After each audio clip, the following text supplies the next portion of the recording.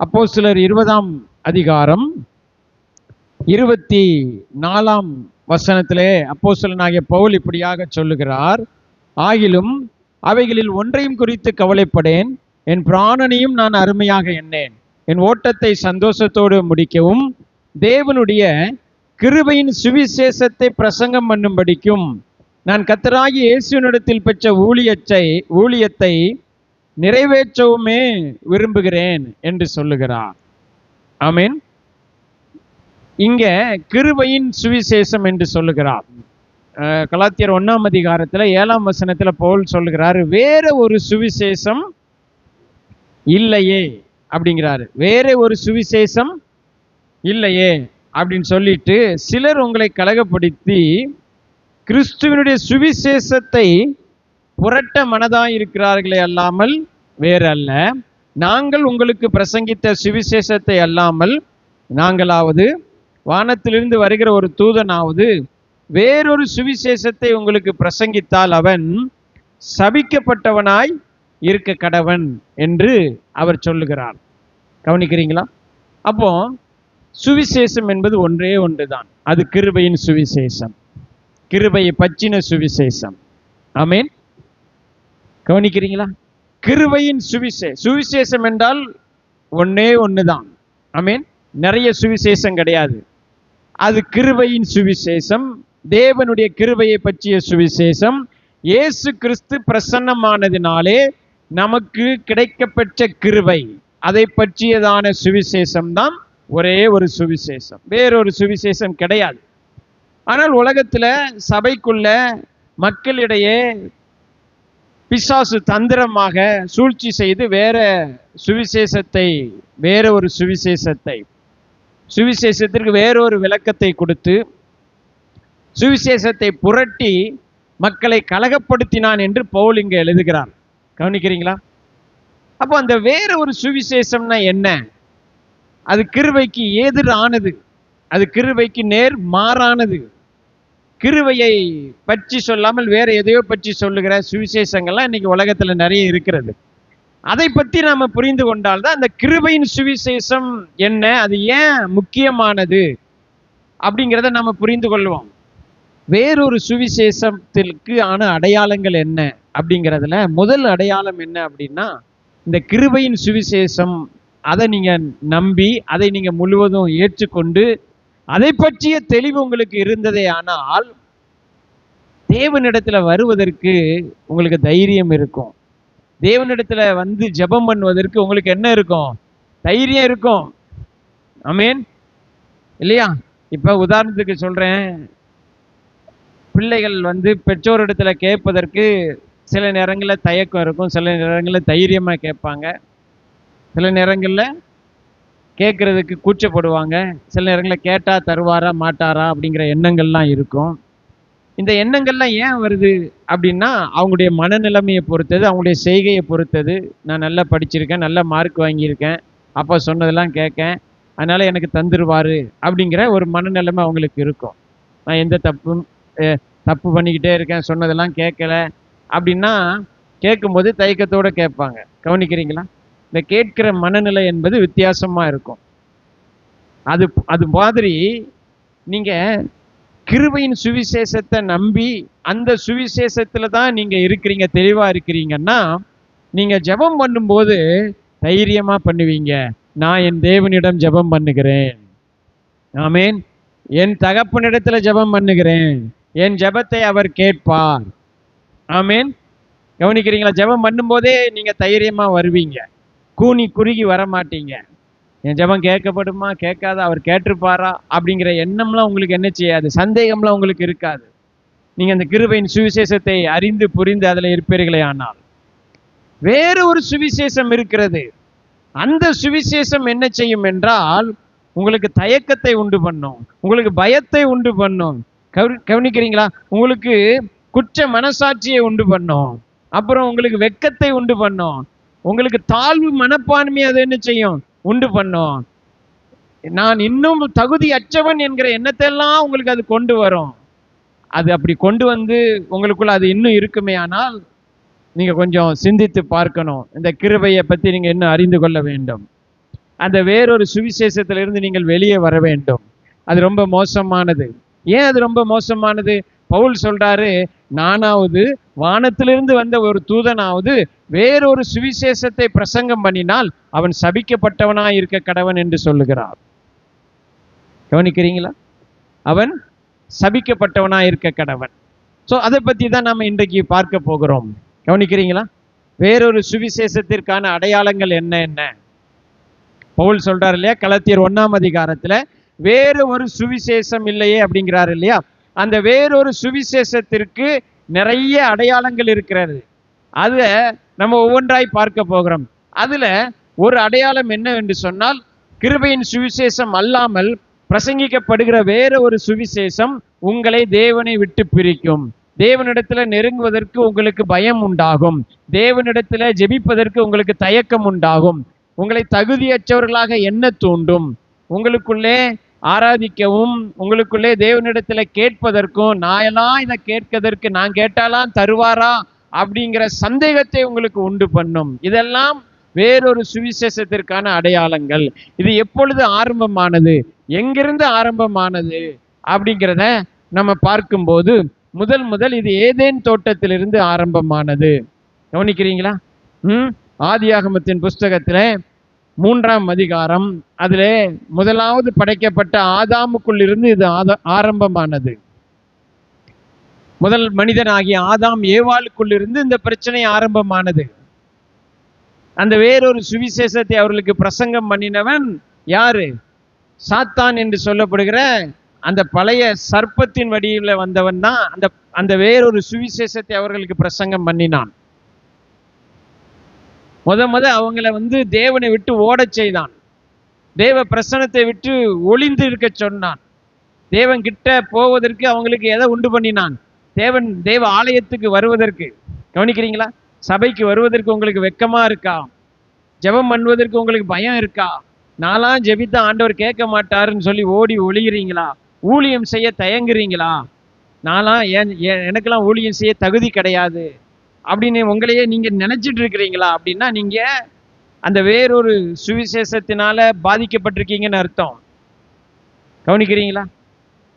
ஆண்டவர் என்ன சொன்னாரு? புறப்பட்டு போங்க, விசுவாசிக்கிறவர்களால இதெல்லாம் நடக்கும், வானத்தில் பூமியில் எனக்கு அதிகாரம் கொடுக்குது, நான் உங்களை அனுப்புகிறேன்னு சொல்லியிருக்கிறாரு. நான் உங்க கூட இருப்பேன்னு சொல்லியிருக்கிறாரு. நீங்க போய் தைரியமா என்ன செய்யுங்க? ஒரு வியாதியஸ்தர் மேல கைகளை வையுங்க, விசுவாசத்தோட வையுங்க. நீங்க போய் தைரியமா இயேசுதான் தெய்வம்ங்கிறத பிரசங்கம் பண்ணுங்க. சர்ப்பங்களின் தேள்களை உங்களால மிதிக்க முடியும். சத்துருவின் சகல வல்லமையை உங்களால என்ன செய்ய முடியும்? மேற்கொள்ள முடியும். ஆமேன். தைரியமா போய் ஊழியம் பண்ணுங்க. ஆமீன் சொல்லுங்க. இப்படி உங்களுக்குள்ள தைரியத்தை கொண்டு வந்ததே ஆனால் அது கிருபையின் சுவிசேஷம். ஆமீன். இல்லைங்க, அதெல்லாம் மகா பரிசுத்தவான்கள் செய்யணும். எனக்கெல்லாம் அந்த என்ன கிடையாது, தகுதியே கிடையாது. நான் ஒரு தூசி, நான் ஒரு குப்பை. நாம் போய் ஊழியம் பண்ணிட்டு வந்தோம், ஜெபம் நடத்திட்டு வந்தோம், அன்னைக்கு நான் ராத்திரிலாம் இனி ஏதோ அமுக்குத மாதிரி இருக்கு இல்லையா? அங்க போய் ஜெப கூட்டத்துல நான் ஒரு ஒரு ஆளுக்காக ஜெபந்தான் பண்ணிட்டு வந்தேன், வீட்டுக்கு வந்தா சண்டை நடக்குது, நல்லா இருந்த வீடு ஒரு மாதிரி போகுது. இப்படியெல்லாம் நினைப்பு உங்களுக்கு வருது அப்படின்னா கவனிங்க. அந்த நினைப்பு உங்களுக்கு உண்டு பண்ணுது பாத்தீங்களா? அந்த சிந்தனையை உங்களுக்கு கொண்டு வருது பாத்தீங்களா? அதுதான் வேறொரு சுவிசேஷம். அது எப்படி வருது? அது எங்க இருந்து ஆரம்பமானது அப்படின்னா ஏதேன் தோட்டத்திலிருந்தே ஆரம்பமானது. முதல் மனிதன் ஆகிய ஆதாமும் ஏவாளும் கவனிங்க, அவர்களிடத்திலிருந்து அது ஆரம்பமானது. தேவன் அவர்களை உண்டு பண்ணி அழகான ஒரு ஏதேன் தோட்டத்துல வைத்து அவர்களுக்கு புசிப்பதற்கு, அவர்கள் வாழ்வதற்கு அருமையான இடத்தையும் நல்ல கனிகளையும் கொடுத்து வைத்திருந்தார். வைத்திருந்த இடத்துல ஒரு காரியத்தை மட்டும் அவர்களுக்கு சொல்கிறார். ஒரே ஒரு கனியை மட்டும் நீ என்ன செய்யாத, புசிக்காத. அது என்னன்னா விலக்கப்பட்ட கனி. அதற்கு ஒரு பெயரை கொடுக்கிறார், நன்மை தீமை அறியத்தக்க கனி. எல்லாரும் சொல்லுங்க, நன்மை தீமை அறியத்தக்க கனி. அப்படின்னா உங்களுக்கு புரியுதா? அந்த பழத்தை பறிச்சு புசிக்கிறதுக்கு முன்னாடி உலகத்துல நல்லதும் கிடையாது, கெட்டதும் கிடையாது. இன்னைக்கு உங்ககிட்ட ஒரு ஒரு கேள்வி கேட்கிறேன், எதெல்லாம் நல்லது அப்படின்னா நீங்க இப்ப பதில் சொல்லிடுவீங்க. குடிக்காமல் இருப்பது நல்லது, பொய் சொல்லாமல் இருப்பது நல்லது இல்லையா? ஆத்திச்சூடி அறம் செய்ய விரும்புங்கிற மாதிரி வரிசையா என்ன செஞ்சிருவீங்க, சொல்லிடுவீங்க. எதெல்லாம் கெட்டது? பொய் சொல்லுவது கெட்டது, திருடுவது கெட்டது, அடுத்தவனை பழிப்பது கெட்டது, கெட்டதை பார்க்காதே, கெட்டதை பேசாதே அப்படின்னு 3 குரங்கு இருக்கு மாதிரி சைகெல்லாம் காட்டி என்ன செஞ்சிருவீங்க, எது நல்லது எது கெட்டதுன்னு சொல்லிடுவீங்க. ஆனா நல்லா கவனிங்க, ஆதாம் இந்த பழத்தை பறிச்சு புசிப்பதுக்கு முன்னாடி அவன்கிட்ட போய் கேட்டீங்கன்னா, நல்லதுன்னா என்னது, கெட்டதுன்னா என்னது, ஏதோ புதுசா சொல்றீங்களே அப்படின்னு கேட்பான். கவனிக்கிறீங்களா?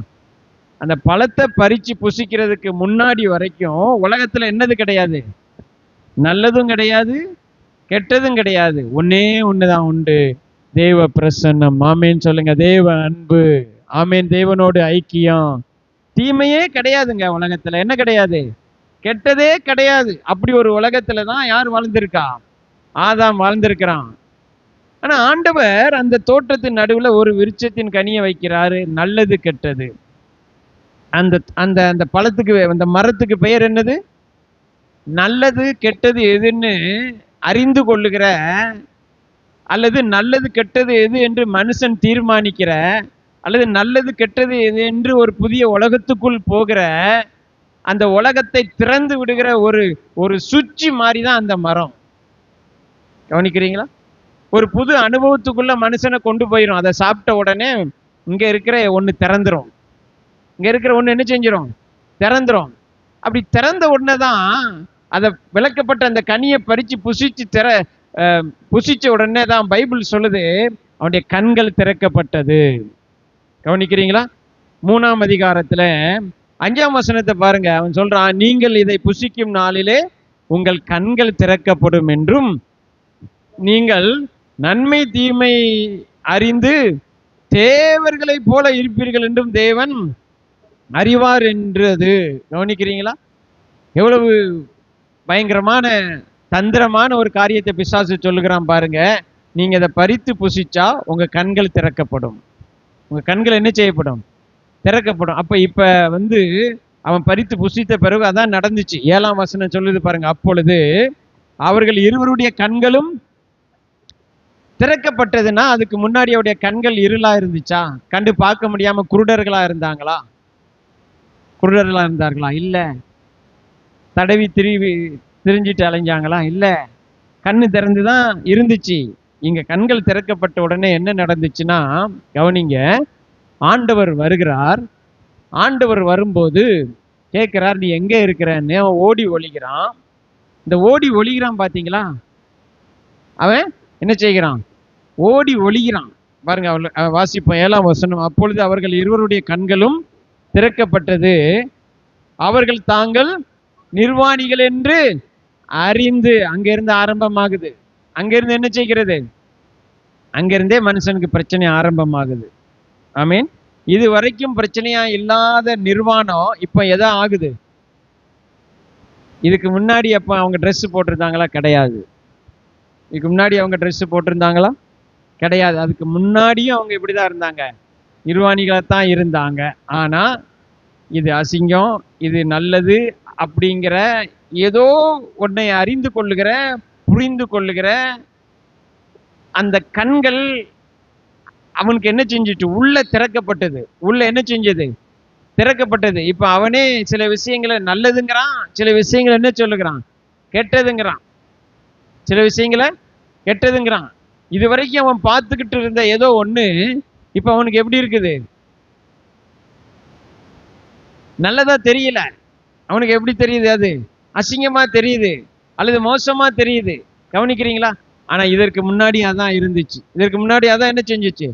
கவனிங்க. இப்ப நான் என்ன சொல்லுகிறேங்கிறத நீங்க இந்த சத்தியத்தை நீங்க நன்றாக நீங்கள் புரிந்து விளங்கி கொள்ள வேண்டும். ஆமேன். எதை அவன் கெட்டது என்று அறிந்து கொண்டானோ, எது தீமை என்பதை அவன் அறிந்து அவன் முடிவு எடுத்தானோ, அது அவனிடத்துல இருக்கிறது என்று அவன் நம்புனானோ, அந்த கணமே அவனுக்கு என்ன நடந்தது? அதான் விஷயம். ஆமேன். வாசிங்க அந்த 7ஆம் வசனத்தை திரும்ப வாசிங்க. அப்பொழுது அவர்கள் இருவருடைய கண்களும் திறக்கப்பட்டது, அவர்கள் தாங்கள் நிர்வாணிகள் என்று அறிந்து அத்தி இலைகளை தைத்து தங்களுக்கு அரைக்கச்சைகளை உண்டு பண்ணினார்கள். ஆமீன். இதற்கு அப்புறம்தான் 8ஆம் வசனம் சொல்கிறது, பகலில் குளிர்ச்சியான வேளையிலே தோட்டத்தில் உலாவுகிற தேவனாகிய கர்த்தருடைய சத்தத்தை அவர்கள் கேட்டார்கள். அப்பொழுது ஆதாமும் அவன் மனைவியும் தேவனாகிய கர்த்தருடைய சன்னதிக்கு விலகி தோட்டத்தின் விருட்சங்களுக்குள்ளே ஒளித்து கொண்டார்கள். கவனிக்கிறீங்களா? ஒளித்து கொண்டார்கள். இங்க இருந்துதான் எது ஆரம்பமாகுது? தேவனை விட்டு மனுஷன் ஒளிவது, பிரிவது, தேவனை விட்டு தூரம் ஆவதெல்லாம் இங்க இருந்து தான் ஆரம்பமாகுது. இந்த வேறொரு சுவிசேஷத்திற்கு ஆரம்பமே இதுதான். கவனிக்கிறீங்களா? பவுல் சொல்றாரு இல்லையா, வேறொரு சுவிசேஷம் இல்லையே சொல்றாரா? அந்த சுவிசேஷம் உங்களை என்ன செய்யும்? நீங்க வேறொரு சுவிசேஷத்தை அதாவது வேறொரு சுவிசேஷம்னா கிருபையின் சுவிசேஷம் தான் உண்மையான சுவிசேஷம். ஆமீன். தேவனுடைய கிருபையை, கிறிஸ்து இந்த உலகத்தில் வந்ததினால் நமக்கு வெளிப்படுத்தப்பட்ட கிருபையை, கிறிஸ்துவினால் நமக்கு கிடைத்த கிருபையை பற்றியதுதான் உண்மையான சுவிசேஷம். இதற்கு விரோதமான சுவிசேஷம், இதை புரட்டுகிற சுவிசேஷம் என்ன செய்யும் என்றால் உங்களை தேவனை விட்டு தூரமாக்கும். தேவனிடத்தில் சேருவதற்கு உங்களுக்கு என்னத்தை உண்டு பண்ணும்?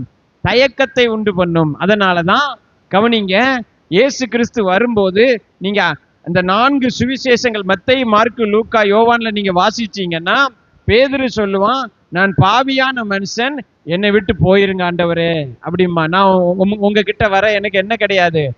தகுதி கிடையாது, யோக்கியதை கிடையாது அப்படின்னு சொல்றதெல்லாம் என்னன்னா, இது காலங்காலமாவே என்ன செஞ்சுச்சு? பிசாசினால் போதிக்கப்பட்டு போதிக்கப்பட்டு போதிக்கப்பட்டு ஜனங்களை தேவனை விட்டு தூரப்படுத்திட்டே இருந்துச்சு. அது எப்படி செய்யும்னா, இயேசு ஒரு பாவியுடைய வீட்டுக்கு போனார். அங்க போய் அந்த பெண்ணுடைய வீட்டுல இருக்கும்போது அந்த பெண் அழுதுட்டே ஒரு பரிமள தைலத்தை காலில் ஊற்றி கண்ணீரால் அவருடைய பாதத்தை சுத்தம் பண்ணும்போது சுத்தி இருந்து பேசுவாங்க. இவர் என்ன தீர்க்கதரிசி கிடையாத, ஒரு பாவி இவரை தொடுறால. இப்படி போதிச்சு போதிச்சு பாவி தேவன் தொட மாட்டாரு, பாவிய தேவன் நேசிக்க மாட்டாரு, பாவிய தேவன் வெறுக்கிறாரு. இப்படி போதித்து போதித்து போதித்து இந்த போதனை மண்டைக்குள்ள போய் தான் இயேசுவை தேவகுமாரன் என்று பேதுரு தெரிஞ்ச உடனே சொல்றான், ஆண்டவரே எனக்கு உங்ககிட்ட வர தகுதி இல்லப்பா, நான் பாவியான மனுஷன், என்னை விட்டு தூரம் போகும் அப்படிங்கிறான். கவனிக்கிறீங்களா? நான் பாவியான மனுஷன், என்னை விட்டு என்ன செய்யும்?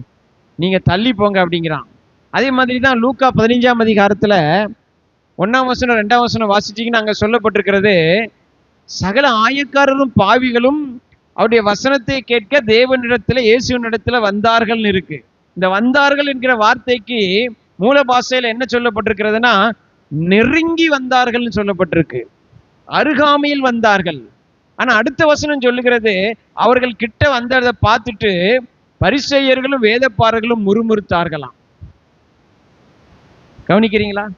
அதே மாதிரிதான் லூக்கா 19ஆம் அதிகாரத்துல சொல்லப்பட்டிருக்கிறது, சகை என்கிற ஒரு மனுஷன் இயேசு எப்படிப்பட்டவரோன்னு பார்க்க என்ன செஞ்சான்? வகை தேடுனா பார்க்க முடியல, ஒரு மரத்துல ஏறி ஒளிஞ்சிருந்து பார்க்கிறான்.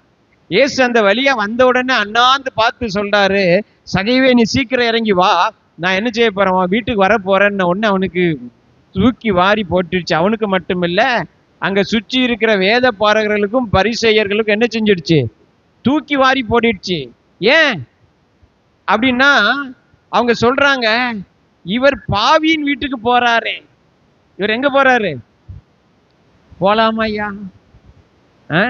பாவியின் வீட்டுக்கு இயேசு போலாமா? பாவிய தேவன் நேசிப்பாரா? பாவி எல்லாம் நீங்கெல்லாம் பாவிகள் எங்க வரக்கூடாது, ஆலயத்துக்கு என்ன செய்யக்கூடாது, வரக்கூடாது, தேவனிடத்தை இப்படி சொல்லி சொல்லி போதித்து போதித்து போதித்து தேவனை மனிதனை விட்டு தூரப்படுத்துகிறது எதுவோ அதுதான் வேறொரு சுவிசேஷம். அதுதான் என்னது? வேறொரு சுவிசேஷத்திற்கான ஒரு முக்கியமான அடையாளமாக இருக்கிறது. கவனிக்கிறீங்களா? இப்படிப்பட்ட சூழ்நிலையில தான் கவனிங்க, சூழ்நிலையில தான் இயேசு ஜனங்களுக்கு போதித்து எப்படி போதித்தார்னா, அப்பா பிதாவே அப்படின்னு கூப்பிடுங்க அப்படின்னார். ஆமீன் சொல்லுங்க. இவரும் அவரை அப்பான்னு கூப்பிட்டார், பிதாவேன்னு அழைத்தார். வாங்க, என்ன செய்யுங்க, வருத்தப்பட்டு பாரம் சுமக்கிறவர்கள் எல்லாரும் என்னிடத்துல வாங்க வாங்க. ஆமேன். தேவனிடத்துல வாங்க, தைரியமா வாங்க, தேவன் உங்களை நேசிக்கிறாரு. ஆமேன். ஓடாதீங்க, ஆலயத்துக்கு வராம போகாதீங்க, உங்களை நீங்களே தகுதி இல்லாதவர்கள் என்று நினைக்காதீங்க, பாவிகள் என்று சொல்லி கொண்டு தூரமா போகாதீங்க. உங்களை நேசிக்கிறவர் தான் உங்களுடைய தேவன். ஆமென். அந்த தேவன் அன்பாக இருக்கிறாரு. அவர் உங்கள் பிதா. நீங்க அவரிடத்துல எப்படி ஜெபிக்கணும் தெரியுமா? எப்படி ஜெபிக்கணும்? கூனி குறுகி அல்ல, தங்களை தாழ்த்தி வெறுமையாக்கி பாவத்தை எல்லாம் அறிக்கையிட்டு, ஐயோ நான் தகுதி இல்லாதவன் அப்படின்னு மார்பில் அடிச்சுக்கிட்டு தூரத்துல நின்றுகிட்டுலாம் நீங்க என்ன செய்யக்கூடாது? ஜெபிக்க கூடாது. நீங்க வந்து எப்படி ஜெபிக்கணும் தெரியுமா? பரலோகத்தில் இருக்கிற எங்கள் பிதாவே.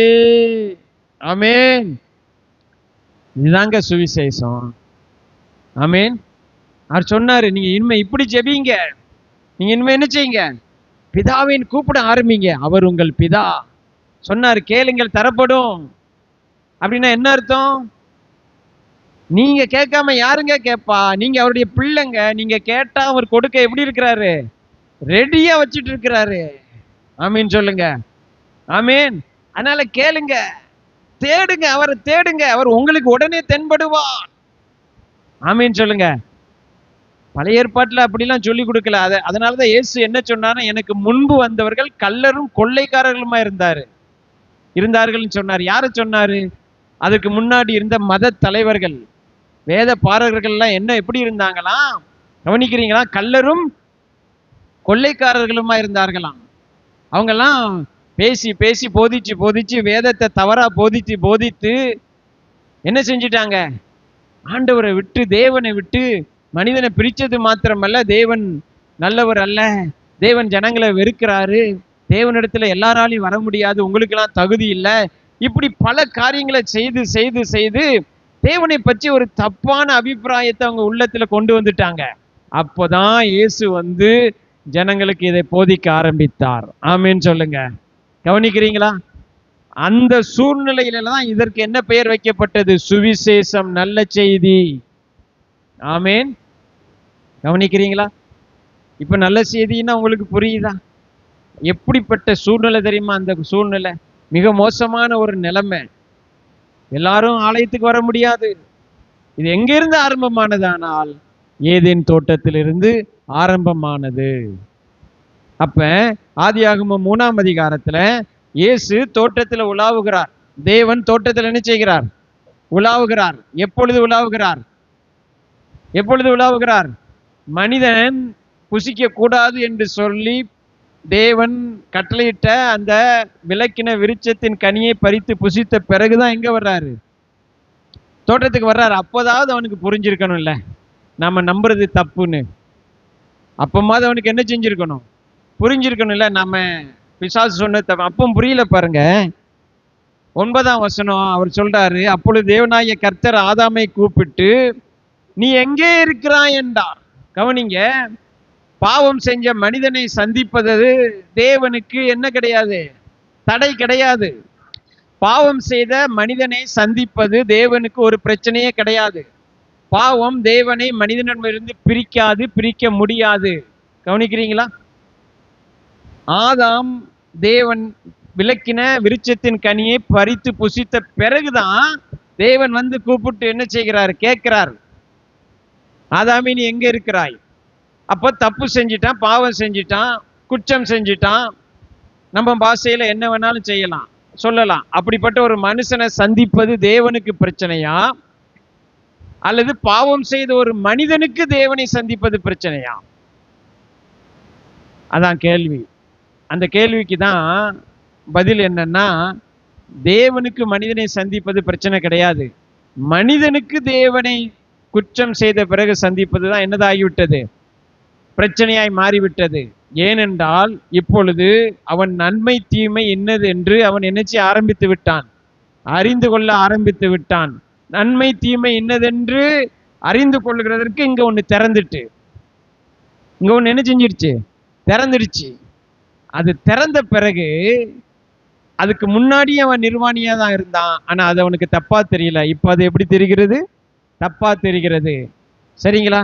இப்போ அதுதான் காரணம். அதுக்காகத்தான் நான் ஒளிஞ்சிருக்கிறேன்னு சொல்றான். பாருங்க 10ஆம் வசனத்துல என்ன சொல்றான்? அதற்கு அவன், நான் தேவரீருடைய சத்தத்தை தோட்டத்துல கேட்டு நான் நிர்வாணியா இருப்பதினால் பயந்து ஒளிந்து கொண்டேன் என்றான். கவனிக்கிறீங்களா? இதற்கு முன்பு, இந்த பழத்தை பறித்து புசிப்பதற்கு முன்பு அவன் ட்ரெஸ் போட்டிருந்தானா?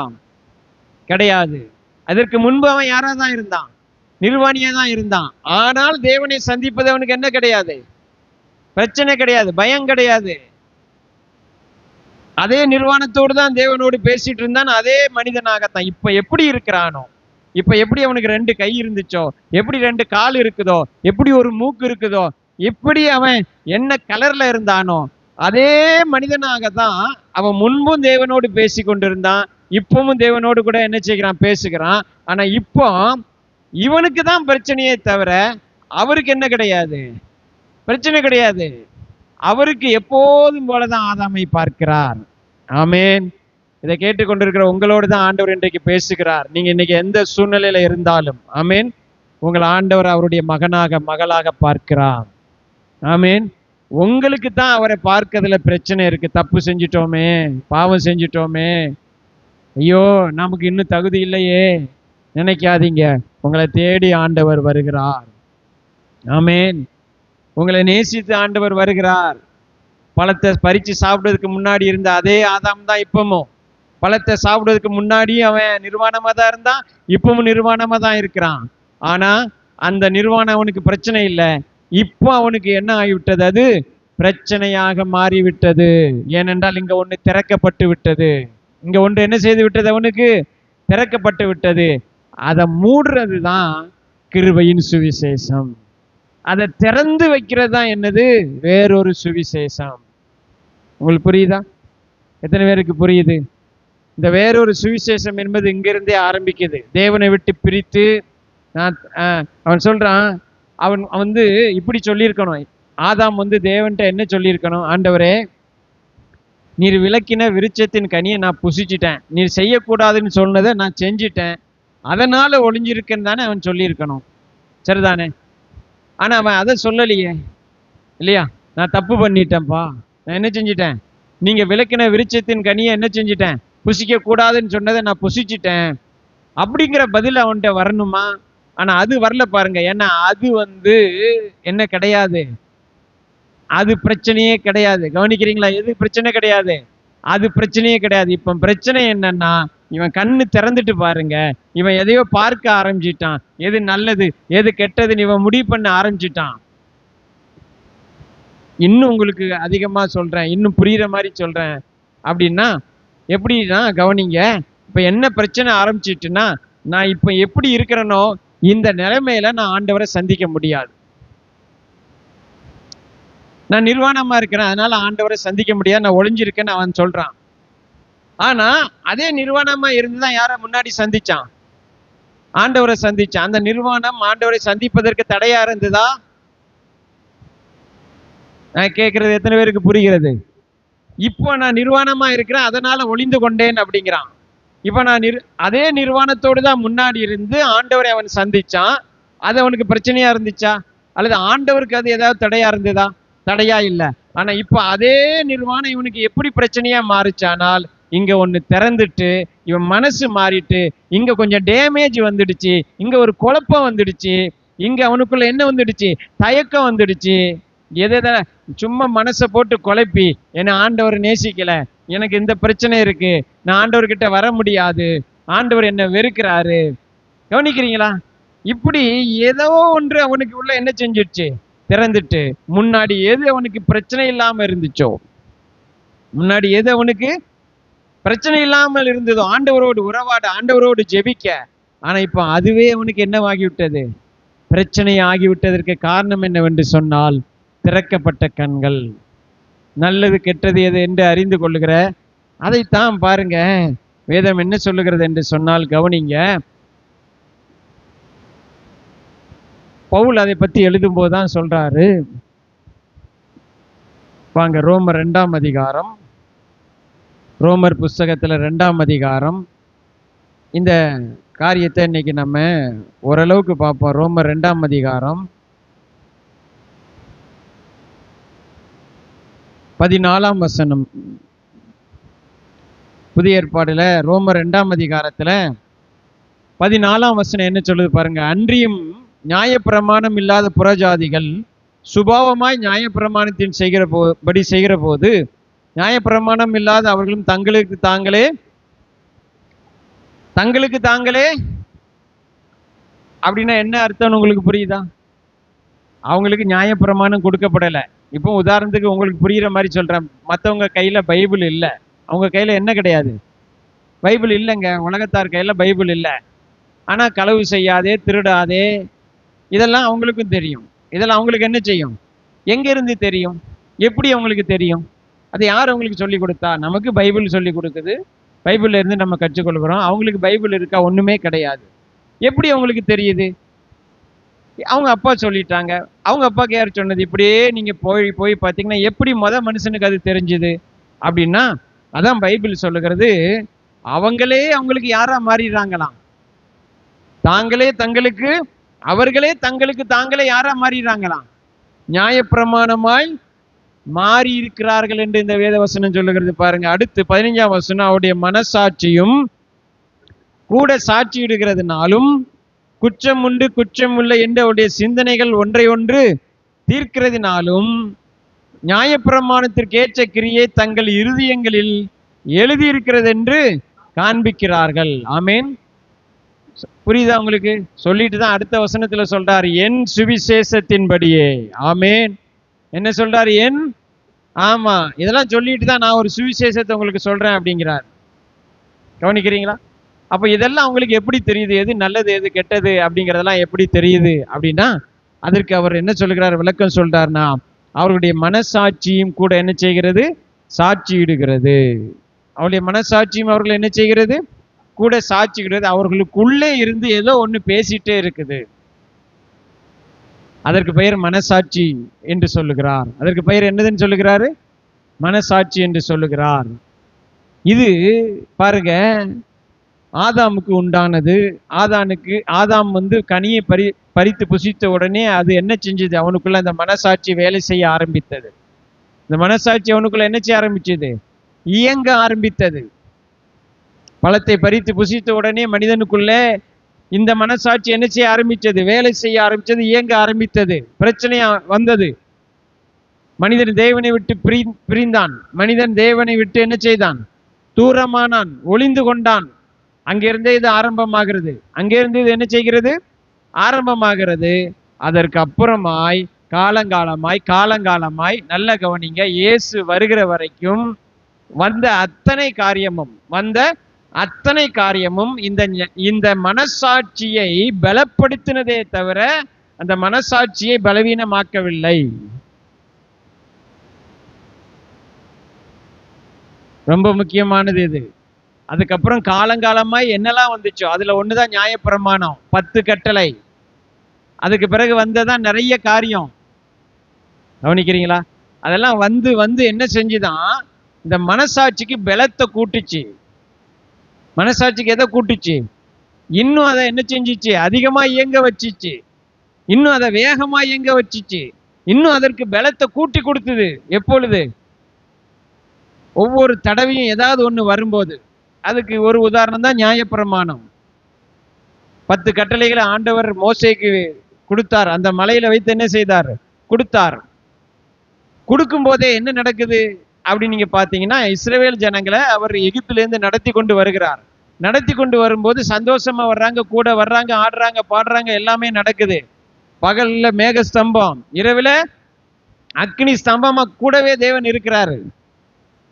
ஒரு இடத்துக்கு வந்து அதுல இருந்து அதுக்கப்புறம் ஆண்டவர் சொல்றாரு, இனிமே என் கிட்ட வந்துடாதீங்க அப்படிங்கிறார். இனிமே என் கிட்ட என்ன செஞ்சிடாதீங்க? வந்துடாதீங்க அப்படிங்கிறாரு. தூரப்படுத்துகிற ஒரு காரியம் இப்பொழுது வரப்போகுதுன்னு அர்த்தம். கவனிக்கிறீங்களா? நான் உங்களோட பேச போகிறேன், யாரும் வரக்கூடாது, முதல்ல மோசே வரட்டும் அப்படிங்கிறார். முதல்ல யாரு வரட்டும்? அப்ப மோசே மலைக்கு போகிறான். மோசே மலைக்கு போய் அங்க 40 நாள் இருந்து நியாயப்பிரமாணத்தை 10 கட்டளைகள் என்ன செய்கிறான்? வாங்குகிறான்.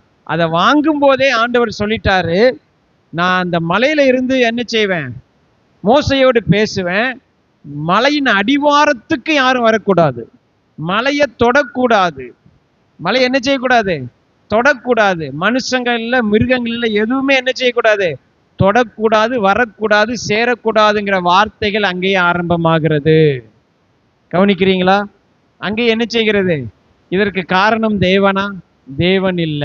இதற்கு காரணம் நியாயப்பிரமாணம். இதற்கு காரணம் என்னது? இப்ப இந்த நியாயப்பிரமாணத்தை அவர் கொடுக்க போகிறார். அதுதான் அவர் சீனாய் மலையில் அவர் செய்த காரியம். கவனிக்கிறீங்களா? இப்படி இயேசு வருகிற வரைக்கும், இயேசு மரித்து உயிர்த்தெழுகிற வரைக்கும் இந்த உலகத்துல வந்தவங்க, வந்து போதித்தவங்க, வந்து எதோ செய்தவங்க எல்லாமே, அதுல எல்லாரும் அடங்குவாங்க. மோசே அடங்குவார், எலியா அடங்குவாரு, எல்லாரும் அடங்குவாங்க. இவங்க எல்லாம் வந்து செய்தது என்னவென்று சொன்னால், நல்ல கவனிங்க, மனசாட்சிக்கு. எதற்கு? மனசாட்சிக்கு இன்னும் அதிக பலத்தை கொடுத்தார்கள். இன்னும் அதிகமாக அதற்கு வீரியமா செயல்படுவதற்கு என்ன அதை அதற்குரிய காரியங்களை கொண்டு வந்தாங்க. ஆமென். கவனிக்கிறீங்களா? அவங்களுக்கு ஏற்கனவே கொஞ்சம் தெரியுது, நல்லது கெட்டது எதுன்னு தெரியுது.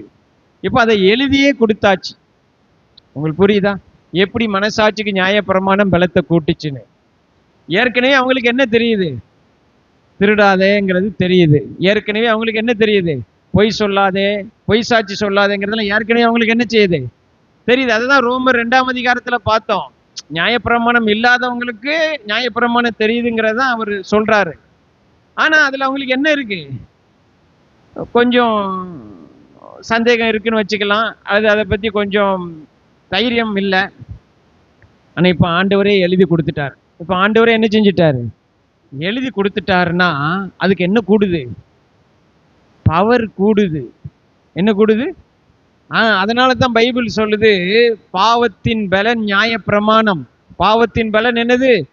நியாயப்பிரமாணம். நியாயப்பிரமாணம் என்னத்தை கொண்டு வந்ததுன்னா, மனிதனுக்கு குற்ற மனசாட்சியை பலப்படுத்தியது. அவனுக்குள்ள அதை என்ன செஞ்சிச்சு? பலத்தை உண்டு பண்ணியது. இதெல்லாம் ஏன் நான் உங்களோடு பேசி கொண்டிருக்கிறேன் என்றால், இதற்கு இருக்கிற ஒரே நோக்கம் என்னவென்று சொன்னால், மனிதனை தேவனை விட்டு பிரிப்பது, விலக செய்வது, தேவன்கிட்ட வருவதற்கு மனிதனுக்கு வெட்கத்தை உண்டு பண்ணுவது, தேவனிடம் சேருவதற்கு மனிதனுக்கு தாழ்வு மனப்பான்மையை உண்டு பண்ணுவது. அப்பதான் சொல்றாரு ஆண்டவர், நீ இனி வரணும்னா, ஆலயத்துக்குள்ள வரணும்னானே வெளியில ஒரு தொட்டி வச்சிருப்பேன், கையை காலை கழுவிட்டு தான் உள்ள வரணும். கவனிக்கிறீங்களா? மாத்திரமல்ல, நீ தப்பு பண்ணுனா செஞ்ச தப்புக்கு ஏற்க ஒரு புறாவை பலி கொடுக்கணும், அல்லது ஒரு ஆட்டை பலி கொடுக்கணும். கொடுத்துட்டு தான் எங்க வரணும்? உள்ள வரணும். உள்ள நீ தான் வரக்கூடாது. உனக்குன்னு ஒரு ரெப்ரசன்டேட்டிவ் வச்சிருப்பேன், அவர் பேர் ஆசாரியன், அவர் தான் வர முடியும். அவரும் எங்க தான் வர முடியும்? ஒரு அளவுக்கு தான் வர முடியும். நான் இருக்கிற இடம் அங்க என்ன செய்ய முடியாது, அவரு வரவே முடியாது. வரணும்னு நினைச்சிடாதீங்க, உள்ள வரவே கூடாது அப்படிங்கிறாரு. கவனிக்கிறீங்களா? உள்ள வரவே கூடாது அப்படிங்கிறாரு. அதனாலதான் மோசையை பார்த்து ஆண்டவர் சொல்றாரு, உன் காலில் இருக்க பாதரட்சியை கலட்டி போடு, இது பரிசுத்த பூமி அப்படிங்கிறாரு. கவனிக்கிறீங்களா? அது புதிய ஏற்பாட்டுல கிடையாது. அதனாலதான் புதிய ஏற்பாட்டுல சர்ச்சில் எல்லாரும் ஷூவெல்லாம் நிறைய சபைகள்ல போட்டு ஆராதிக்கிறாங்க. உங்களுக்கு புரியுதா? எத்தனை பேருக்கு புரியுது? ஹல்லேலூயா. சிலர் இப்ப கேட்கலாம், அப்ப ஷூ போட்டு உள்ள ஆராதிக்கலாமா அப்படிலாம் நீங்க சில கேட்பீங்க. கவனிக்கிறீங்களா? எதுவுமே இன்றைக்கு உங்களை தேவனை விட்டு பிரிப்பது இல்லை. ஆமேன். உங்களை தேவனை விட்டு ஏதோ ஒன்று பிரிக்கிறது என்றால் அது வேறொரு சுவிசேஷம், அது வேறொரு சுவிசேஷம். ஆமேன்.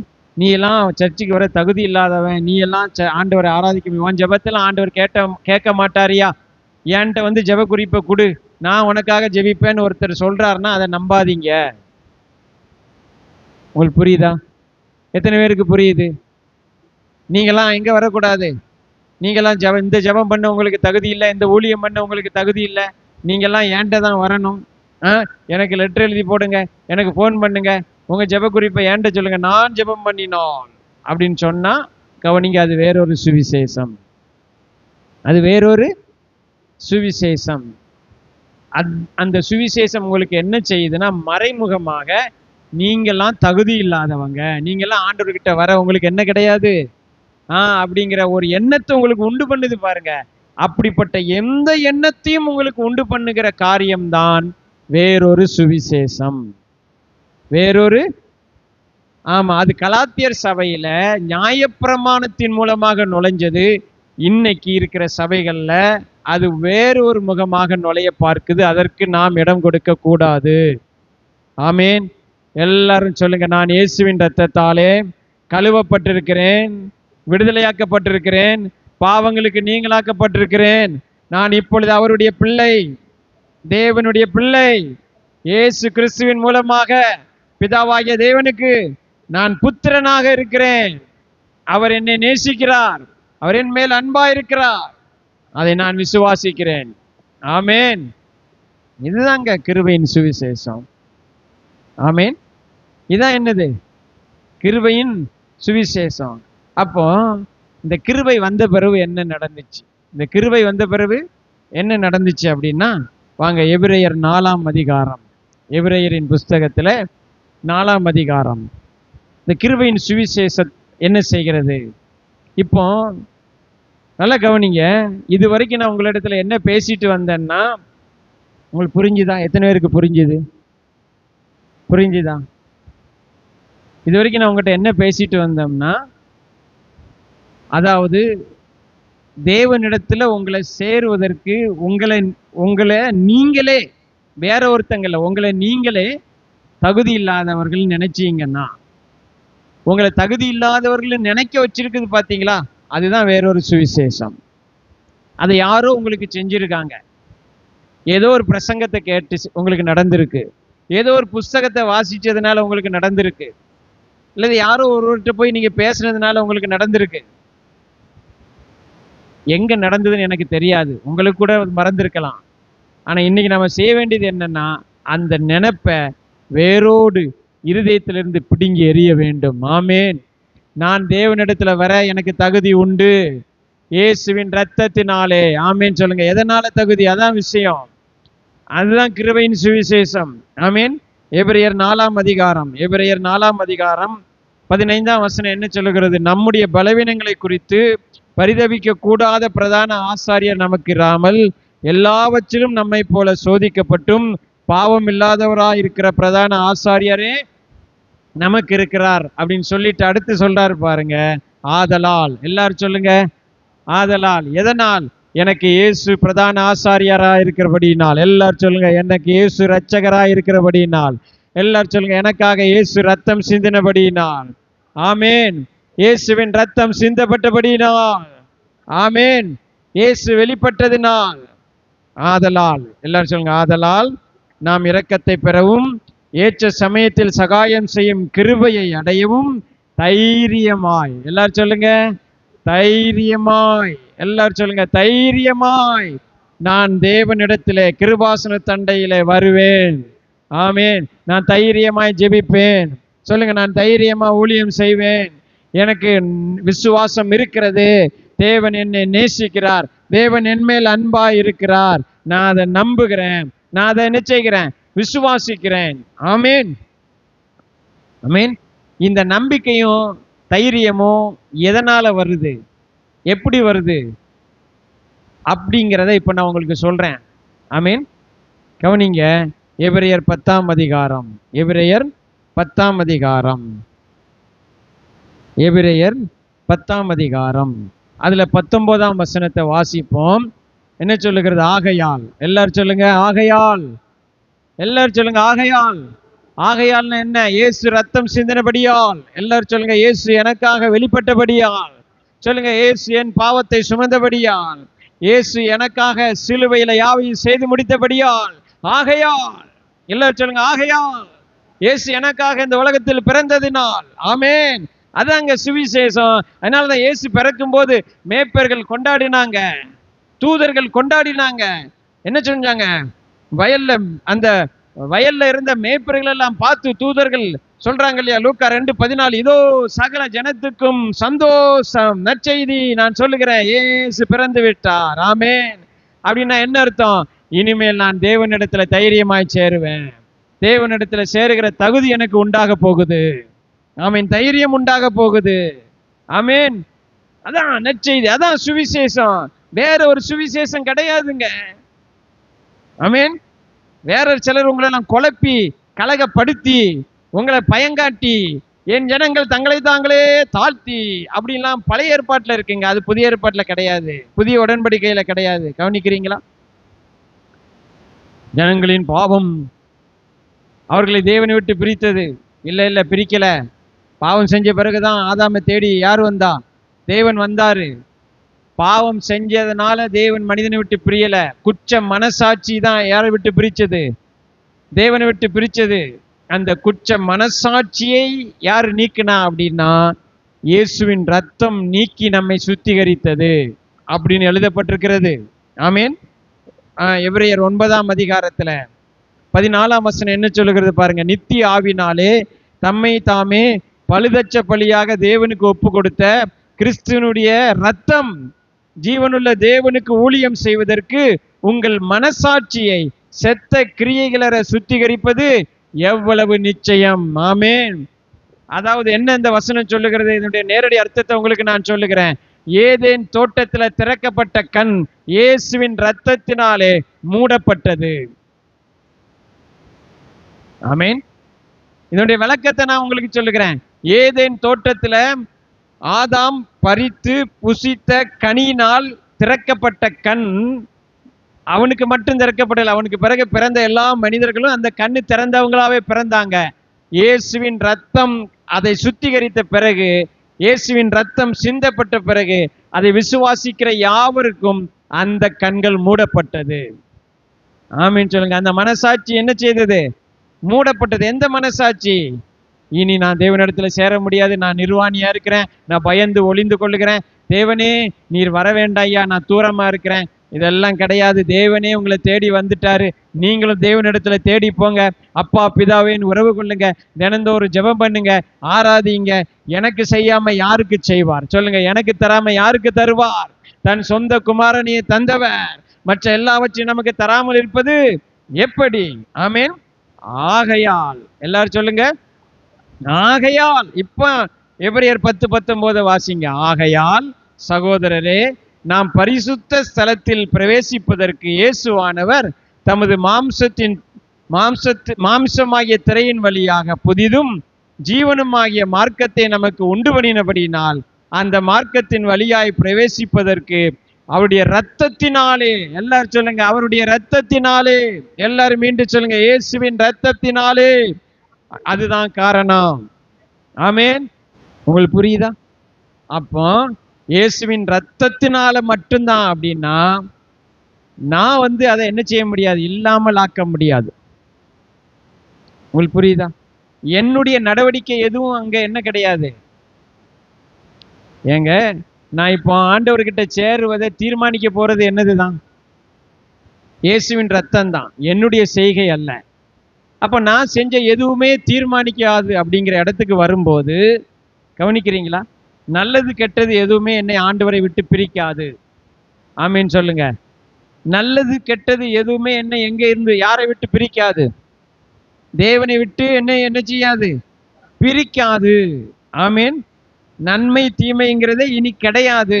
இயேசுவின் ரத்தத்தினால். எல்லாரும் சொல்லுங்க, இயேசுவின் ரத்தம் மட்டும்தான் இங்க தகுதி. என்னுடைய நல்லது தகுதி கிடையாது, என்னுடைய கெட்டதும் தகுதி கிடையாது. அதான் அதனுடைய அர்த்தம். வேற எதுவும் தப்பா புரிஞ்சுக்கிடாதீங்க. ஆமீன். இப்ப எது தகுதியா வரப்போறது இல்லை. நான் ஆண்டவர்கிட்ட சேருவதற்கு, என் ஜெபம் பதிலளிக்கப்படுவதற்கு, எனக்கு ஏதாவது நன்மைகள் கிடைப்பதற்கு இப்ப எது தகுதி கிடையாது. நான் எவ்வளவு நல்லது செஞ்சிருக்கேன், எவ்வளவு கெட்டது செஞ்சிருக்கேங்கிறது இப்போ தகுதி கிடையாது. இப்போ தகுதி என்னன்னா, இயேசுவின் ரத்தம் அது சிந்தப்பட்டிருக்கு, அதை நான் விசுவாசிக்கிறேன்னா இல்லையா, அதான் தகுதி. ஆமீன். இயேசுவின் ரத்தம் சிந்தப்பட்டிருக்கா? அதை விசுவாசிக்கிறீங்களா? இயேசு உங்களுக்காக ரத்தம் சிந்தினாரா? உங்களுக்காக மரித்தாரா? உங்களுக்காக அடக்கம் பண்ணப்பட்டாரா? உங்களுக்காக உயிர்த்தெழுந்தாரா? அதை நீங்க உண்மையா நீங்க நம்புறீங்களா? நீங்க எல்லா ஆசீர்வாதத்துக்கும் தகுதி. அதை தான் அந்த வசனம் சொல்லுகிறது. எது வரைக்கும் தகுதினா, எக்காலம் தொனிக்கும். ஆமீன். தூதர்களுடைய சத்தம் கேட்கும். அந்த நேரத்தில் நீங்க மறுரூபம் ஆகிற வரைக்கும் இது உங்களை தகுதிப்படுத்தி விட்டது. ஆமீன். அதனால இனி எப்ப எக்காலம் தொழிச்சாலும் உங்களுக்கு கவலையே வேண்டாம். நீங்க ஆயத்தமாகிட்டீங்களா? உங்களை ஆயத்தமாக்குங்கன்னா யாரும் சொன்னா நம்பாதீங்க. அதுதான் வேறொரு சுவிசேஷம். இயேசுவின் வருகைக்கு உங்களை ஆயத்தப்படுத்துங்க, அதை செய்யுங்க, இதை செய்யுங்கன்னு சொன்னா அதான் வேறொரு சுவிசேஷம். ஏன்னா அது என்ன செய்யுதுன்னா, உங்களை நீங்களே தகுதி இல்லாதவர்கள் நினைக்க வைக்குது பாருங்க. தேவனை விட்டு பிரிக்க வைக்குது பாருங்க. இயேசு வரும்போது நான் போயிருவனா இல்லையான்லாம் உங்களை நினைக்க வைக்கிறது ஒரு பிரசங்கம் அப்படின்னா அதுதான் வேறொரு சுவிசேஷம். ஆமேன். இயேசு வரும்போது நான் நிச்சயமாய் என்ன செய்வேன்? போவேன், எடுத்துக்கொள்ளப்படுவேன். எதனால்? இயேசுவின் இரத்தத்தால் கழுவப்பட்டதினால். அங்க என்னுடைய நல்லது கெட்டதுக்கு அங்க என்ன கிடையாது, பேச்சே கிடையாது. இயேசு வருவார், அப்போ பாப்பார் இவன் விசுவாசிக்கிறானா, இயேசுவின் ரத்தத்தால கழுவப்பட தனி ஒப்பு கொடுத்திருக்கிறானா, அவ்வளவுதான். ஆமேன். அது ஒண்ணுதான் தகுதி. நீங்க இயேசு எப்போ வந்தாலும் நீங்க எடுத்துக்கொள்ளப்படுவீர்கள். அவரிடத்துல நீங்க எப்படி போகணும்? தைரியமாய் போகணும். அதான் இந்த வசனம் சொல்லுகிறது. ஆமேன். கவனிங்க, மறுபடி வாசிங்க. எபிரேயர் 10:19 திரும்ப வாசிங்க. ஆகையால் சகோதரரே, நாம் பரிசுத்த ஸ்தலத்தில் பிரவேசிப்பதற்கு இயேசுவானவர் தமது மாம்சமாகிய திரையின் வழியாய் புதிதும் ஜீவனுமான மார்க்கத்தை நமக்கு உண்டு பண்ணினபடியால் அந்த மார்க்கத்தின் வழியாய் பிரவேசிப்பதற்கு அவருடைய இரத்தத்தினாலே நமக்கு தைரியம் உண்டாயிருக்கிறபடியினாலே, இயேசுவின் இரத்தத்தினாலே எனக்கு தைரியம். ஆமேன். ஹல்லேலூயா. அப்போ நல்ல கவனிங்க, கிருபையின் சுவிசேஷம் என்பது என்ன? கிருபையின் சுவிசேஷம் என்பது உங்களுடைய நல்லது கெட்டத தகுதி அப்படிங்கிறது அடிபட்டு போச்சு. இப்போ அதுக்கு முன்னாடி அதான் தகுதியா இருந்துச்சு. நீங்க ஒரு நன்மையை பெறணும்னா எவ்வளவு நல்லது செஞ்சிருக்கீங்க, உங்களுக்கு நல்லது கிடைக்கும். நீங்க கெட்டது செஞ்சீங்கன்னா உங்களுக்கு கெட்டது கிடைக்குங்க. இது என்னது? இயேசுவின் ரத்தத்துக்கு முன்னாடி இது வேறொரு சுவிசேஷம். ஆமேன். ஆகையால் நான் இன்று உனக்கு விதிக்கிற கற்பனைகள் எல்லாம் நீ கை கொள்வாயானால் நீ ஆசீர்வதிக்கப்பட்டிருப்பாய், கை கொள்ளாவிட்டால் சபிக்கப்பட்டிருப்பாய். இதுதான் வேறொரு சுவிசேஷம். ஆனா இப்போ என்னது? நீ எப்படி ஆசீர்வதிக்கப்படுவாய்? இயேசுவின் ரத்தத்தினாலே, இயேசுவை விசுவாசிப்பதினாலே. ஆமீன் சொல்லுங்க. அப்போ நான் நல்லது செஞ்சாலும் ஓகேயா, கெட்டது செஞ்சாலும் ஓகேயா அப்படி கேட்காதீங்க. நீங்க இயேசுவின் ரத்தத்தினால கழுவப்பட்டுட்டீங்கன்னா நீங்க நல்லதுதான் செய்வீங்க. ஆமீன் சொல்லுங்க. இயேசு உண்மையா புரிந்து கொண்டீர்களே ஆனால், இந்த தேவனை நீங்க அறிந்து கொண்டீர்களே ஆனால், தேவனை நீங்க நேசிப்பீங்க. இவர் என்னெல்லாம் உங்களுக்கு செஞ்சிருக்கிறார் அப்படிங்கிறத நீங்க ஆராய அதை அறிந்து கொள்ள உங்கள் வாழ்க்கையில நல்லது கூடிக்கொண்டே இருக்கும், பரிசுத்தம் கூடிக்கொண்டே இருக்குமே தவிர பாவம் உங்களை ஆளுகை செய்ய முடியாது, பாவம் உங்களை மேற்கொள்ள முடியாது. அதான் ரோமர் 14, நீங்கள் கிருபைக்கு கீழ்பட்டிருக்கிறபடினால பாவம் உங்களை என்ன செய்ய முடியாது, மேற்கொள்ள முடியாது, மாட்டாது. ஆமீன் சொல்லுங்க. ஆமீன். அப்ப இப்ப உங்கள் வாழ்க்கையில நீங்க நல்லது கெட்டது செய்வது அல்ல உங்களுடைய தகுதி, இயேசுவின் ரத்தத்தால. எல்லாரும் சொல்லுங்க, எதனால? இயேசுவை நம்புவதால. ஆமீன். விசுவாசிப்பதனால. எனக்கு பதிலா அவர் எல்லாத்தையும் செஞ்சிட்டார். என் தண்டனை அவர் ஏற்றுக்கொண்டார், என் பாவத்தை அவர் சுமந்து கொண்டார், எனக்காக அவர் அடிக்கப்பட்டார். ஆமீன். அவர்கிட்ட இருக்கிற நன்மைகள் எல்லாம் எனக்கு வந்துருச்சு. இயேசுவின் ரத்தத்தினாலே இப்பொழுது நான் யாராக மாற்றப்பட்டிருக்கிறேன்? தேவனுடைய பிள்ளையாக மாற்றப்பட்டிருக்கிறேன், புத்திரனாக மாற்றப்பட்டிருக்கிறேன். ஆமேன். ஆகவே நான் இனிமே தைரியமாய் ஜெபிப்பேன். அப்ப கிருபையின் சுவிசேஷம் உங்களுக்கு என்ன சொல்லுகிறது, என்ன செய்திருக்கிறது அப்படின்னா, நீங்க தைரியமா வாங்க, தைரியமா ஜெபம் பண்ணுங்க, தைரியமா ஆண்டவரை அப்பா பிதாவேன்னு கூப்பிடுங்க, தைரியமா இருங்க. இயேசு எப்போ வந்தால் நீங்க போவீங்க, தைரியமா இருங்க. ஆமேன். இயேசு எப்போ வந்தால் நீங்க என்ன செய்வீங்க, எடுத்துக்கொள்ளப்படுவீங்க, தைரியமா இருங்க. ஆமேன். இதுதான் கிருபையின் சுவிசேஷம். ஆமேன் சொல்லுங்க. இல்லைங்களே, நான் நேற்று அப்படி பண்ணிட்டேனே, அதெல்லாம் அவர் பார்க்கவே மாட்டார். இல்லையே, நான் முந்தா நாள் இந்த தப்பு பண்ணிட்டேனே, அதெல்லாம் கிடையாது. இப்போ இயேசுவின் ரத்தத்தை தான் அவர் பார்க்கிறார். ஆமேன். இப்போ இதை தான் பார்க்கிறாரு. அதனால இந்த கிருபையின் சுவிசேஷம் என்பது எப்படிப்பட்டது அப்படின்னு சொன்னா கவனிங்க, உங்களை தேவனிடம் இழுக்கிறது, தேவனிடம் இன்னும் நெருங்க செய்வது. ஆமேன் சொல்லுங்க. தேவனிடம் நெருங்க நெருங்க நெருங்க நீங்க பாவியமாக மாட்டீங்க, யாராதான் மாறுவீங்க சொல்லுங்க? பரிசுத்தமா தான் மாறுவீங்க. ஆமாவா இல்லையா? உங்களுக்கு புரியுதா புரியலையா? எத்தனை பேருக்கு புரியுது? ஆமேன். இப்போ இந்த கிருபையின் சுவிசேஷத்தின்படி நீங்க என்ன செய்யணும்னா, ஆண்டவர்கிட்ட நெருங்கி நெருங்கி தைரியமா வந்துகிட்டே இருக்கணும், அவ்வளவுதான். ஆமேன்.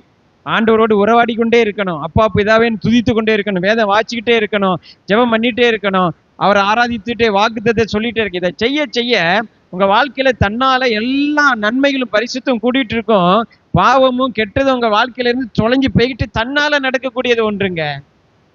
அது ஆட்டோமேட்டிக்கா நடக்கும். நீங்க உங்க கவனத்தை எல்லாம் இதன் மேல செலுத்தாம ஆண்டவருடைய உறவுல நீங்க செலுத்திட்டே இருந்தீங்கன்னா, ஆமீன். கவனிக்கிறீங்களா?